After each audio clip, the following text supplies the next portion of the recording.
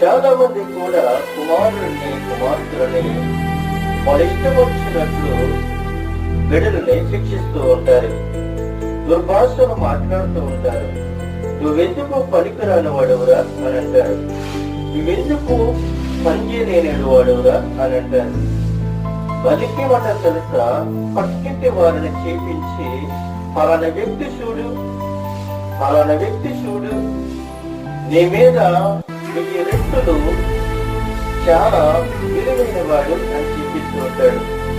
అంటే మీ బిడ్డలకి ఎదిగించే వాళ్ళని చూపించడం కాదు, కానీ దేవుని యొక్క వాక్యముతో నడిపించినట్లయితే ప్రతిరోజు దేవుని యొక్క బాధలోనూ, దేవుని యొక్క శిక్షలోనూ, దేవుని యొక్క మాటలోనూ, దేవుని యొక్క పాటలోనూ, దేవుని యొక్క సన్నిధిలోనూ నువ్వు నడిపించినట్లయితే ఆ విషయాల నుండి నీ కుమారుడు